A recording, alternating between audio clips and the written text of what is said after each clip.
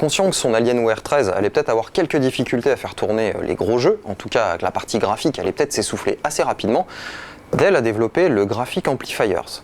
C'est la grosse boîte que j'ai sur les genoux, et le principe est simple, c'est une boîte vide dans laquelle vous pouvez mettre une carte graphique, il y a une alimentation, vous connectez l'alimentation à la carte graphique et vous reliez ce boîtier au PC via une interface propriétaire. Ça vous permet de pouvoir profiter de la puissance d'une carte graphique pour PC de bureau sur l'écran du portable ou sur un écran déporté. Le point positif, c'est que c'est plutôt pas mal pensé finalement, c'est plutôt une bonne idée. Simplement, on va être là aussi limité par la puissance du processeur. On en revient toujours au même problème, ce fameux processeur qui limite tant les perfs.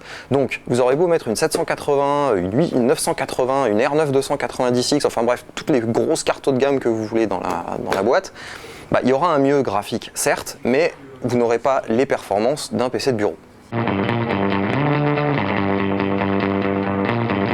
Premier point faible, c'est que ça fait du bruit. Alors vous allez me dire, ouais, mais il n'y a qu'une alimentation dedans. En fait, non, il y a aussi un ventilateur qui est en façade, et ce ventilateur, il n'y a pas moyen de baisser la rotation des pales. Donc résultat, il souffle tout le temps, très fort, et il fait plus de bruit que l'Alienware 13 quand il est en plein boom.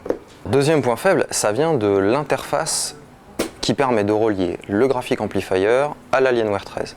Alors c'est une interface qui est propriétaire, bon ça ok, pas de problème, simplement elle ne permet pas de pouvoir faire passer autant d'informations qu'on le voudrait. Donc résultat, la carte graphique, aussi puissante soit-elle qui est logée dans le boîtier, est bridée par l'interface qui fait le lien entre la boîte et le PC. Résultat, on n'a pas les performances escomptées et donc au lieu d'avoir 200 images par seconde générées, on en a 100, 120, 130 grand max. Et là, ça c'est assez décevant.